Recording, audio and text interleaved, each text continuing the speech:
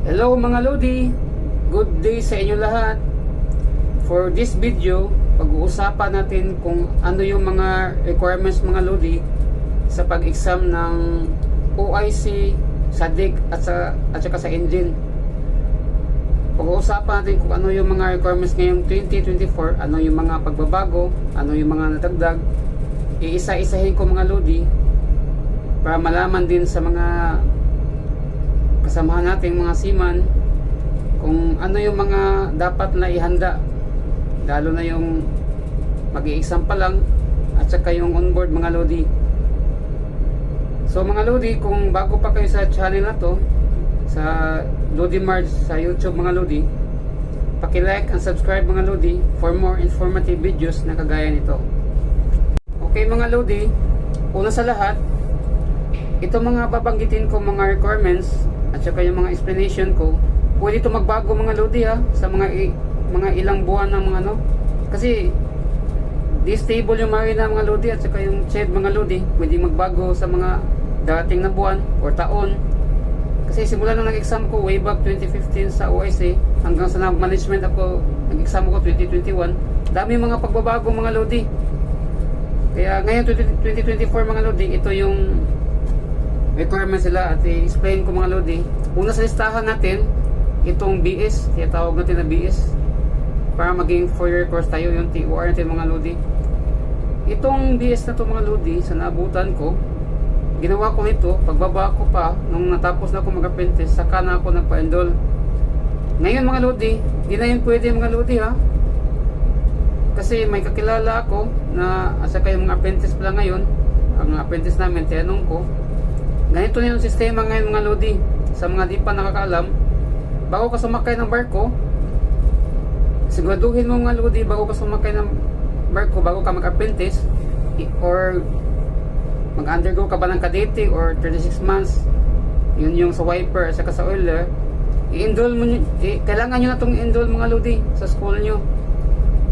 Kailangan nyo na siyang enroll kasi yung isang kakilala ko, nung pagbaba niya, saka siya nagpa-BS, hindi na siya tinanggap mga Lodi. Yung ano sa kanya, pinagawa sa kanya, sasakay siya ng rating sa wiper oiler, 36 months siya mga Lodi, at saka i-enroll niya yun bago siya sumakay. Kaya dito sa BS mga Lodi, at saka kailangan i-enroll niyo na. Hindi na pwede yung pagbaba niyo pa, o siguraduhin niyo mga Lodi na napa-enroll nyo na siya.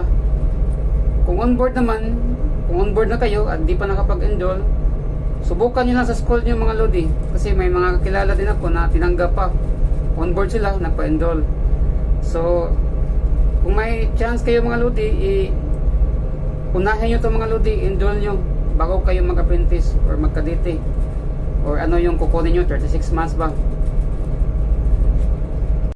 Tapos mga Lodi, dito sa BS, nandun pa din yung requirements ng mga Lodi Actually, nakadepende din sa school kasi yung apprentice namin, iba-iba yung ano nila. Pero yung pinaka-common nito mga Lodi na requirements niya is yung TRB natin mga Lodi, yung training record book, tapos yung journal, at saka yung may pangatlo ito mga Lodi. Pero nakadepende ito sa school mga Lodi. Kadalasan lang talaga itong TRB at saka yung journal, yun yung pinaka-requirements. O yung ibang school, may dagdag sila na yung ships training ba yun? Para siyang dagdag lang na requirements. Isa naka-bond paper siya, naka-monthly siya, bali 6 months yun. May ibang apprentice din na may ganun sila. Kaya bago kayo sampa mga Lodi, kung plano nyo mag-exam, siguraduhin may dala kayong TRB mga Lodi, journal, o kung ano mang kailangan nila sa school mga Lodi para ma-BS kayo. Okay mga Lodi, pangalawa sa listahan natin yung medical. Itong medical mga Lodi, kung kakababa nyo lang, pwede siya gamitin mga Lodi. Sa akin nga, yung ginamit ko nung nag-exam ko sa management is lagpas na siya ng magdadalawang taon na ngayon ang gamit ko. Nagamit ko pa din siya mga Lodi. Kaya pwedeng pwede yun kung mag-exam kayo. Basta ipa-encode lang. Itong medical na to, sa ngayon, kailangan puntahan mo to sa kung hindi pa to na-upload sa mismo o hindi pa na-encode, puntahan nyo lang yung kung saan ka nagpa-medical mga lodi. Ipa-encode mo lang, sabihan mo lang na ipa-encode to sa Marina mismo. At saka kadalasan ng medical center mga lodi, alam na kung anong gagawin na nito. Bigay mo lang yung SRN number mo. Tapos mga lodi, sa pangatlo nating requirements, itong C-service. Itong C-service mga lodi, nagbago nito mga lodi, no? Dalawa na to ngayon. Actually, naabutan ko pa to way back 2015-2016. Naabutan ko pa to. Sa ngayon kasi, kailangan na ng dalawang C-service. Isa sa barko, at saka isa sa company. Dati talaga may ganito na. Bago ka buwaba ng barko, may format sila nito. Magpapagawa ka nito ni kung kay third mate ba o sinong official sa deck ang pwedeng gumawa nito. Ito yung isi-secure nyo yung mga lodi. Ito yung isi-secure nyo ngayon mga lodi ha. Binalik na to, dati nawala kasi to. Ngayon binalik na naman 2024. Siguraduhin nyo may dala kayo nito pa less hassle mga lodi. Kasi baka pagbaba nyo pa, baka di nyo na ito makuha kasi sa barko kasi to. Kung wala naman to sa barko mga lodi, kagaya sa domestic, sa ibang kakilala ko, pwede sa company mga lodi. Tapos papirmahan lang sa kapitan. Yun mga lodi, yun yung mga ginagawa ng diskarte nito ngayon. Kasi bagong na-impose lang to na requirements, binalik. At saka yung C-service mga lodi, siguraduhin nyo na sa mag-i-exam 500 gross tonnage at saka above 750 kilowatt sa engine. Kadalasan ito sa domestic mga lodi, madaming pumapalya nito. Yung sinakyan maliit, at saka mag-ingat yung mga mga lodi, no? Lalo sa domestic, yung mga bili-bili ng C-service o kaya naman yung nag-apprentice sa mas maliit tapos kukuha sa ibang barko ng C-service, kukuha sa ibang barko kasi mas malaki. Mag-ingat kayo yung mga lodi kasi mahigpit yung marina ngayon mga lodi. May kakilala ko na blacklist pa, mag-a-apply sana. May multa to mga lodi, malaki yung multa nito. Kaya mga lodi, ingat kayo. Siguraduhin nyo yung sasakyan nyo. Pwede na ma-search kayo sa Google eh. Search nyo kung pasado ba yung gross tonnage at saka kilowatt. So mga lodi, pang-apat sa listahan natin, yung sa Seaman's Book mga lodi.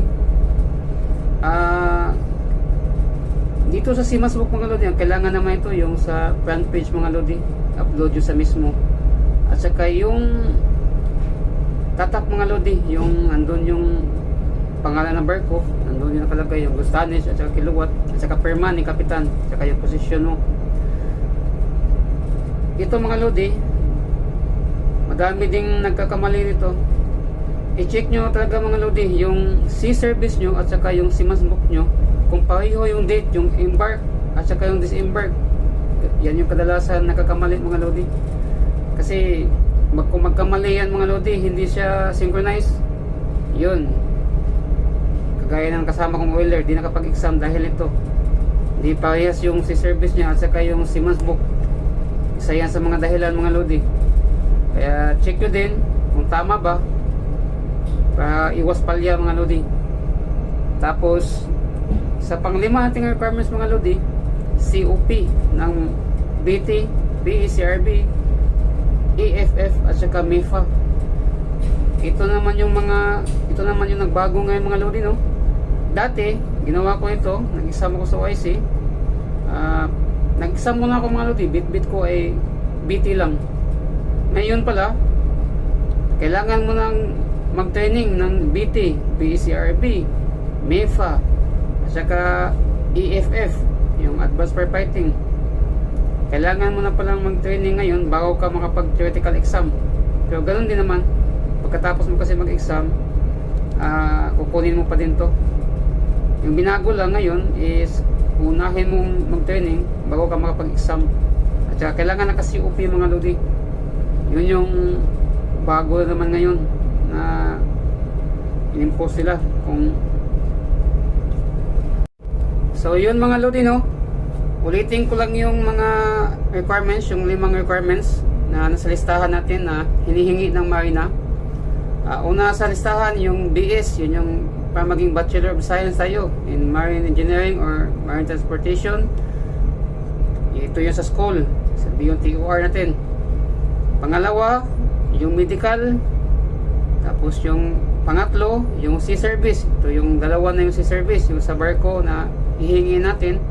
At saka yung isa, yung sa manning agency na sea service. Pang-apat, yung seaman's book.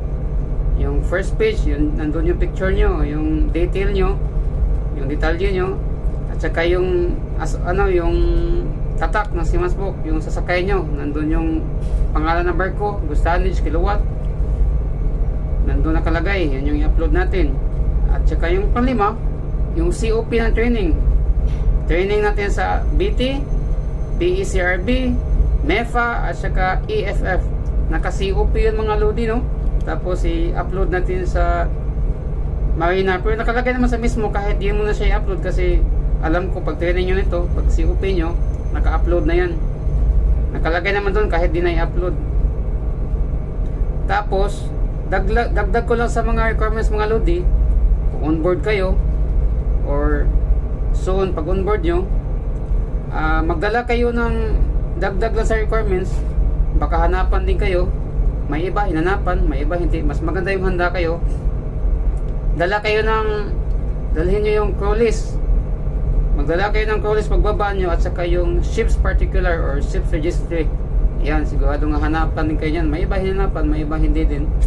Basta yung crew list, sa ngayon, sa mga apprentice namin, every month, kumukuha sila ng crew list mga lodi. May tatak yun ng ship stamp. Pati yung sa ship's registry naman, kahit isa lang, pagbaba nyo, or ship's particular, yun. Kahit saan doon mga lodi. Mas maganda yung handa tayo mga lodi, paiwas palya sa pag-process natin ng papilis. So mga lodi, sa mga mag-i-exam, good luck sa inyo. Sana makapasa kayo this year. Check nyo lang yung mga other videos ko mga lodi. Nandun yung mga videos ko na paano pag gamit ng CRP, pag pasa sa theoretical, paano yung paggamit sa mismo. Nandun mga lodi, check nyo lang mga lodi. Sana makatulong. At please like and subscribe mga lodi sa YouTube channel ko for more informative videos na kagaya ito. God bless sa inyo lahat. Good luck sa mga mag-exam.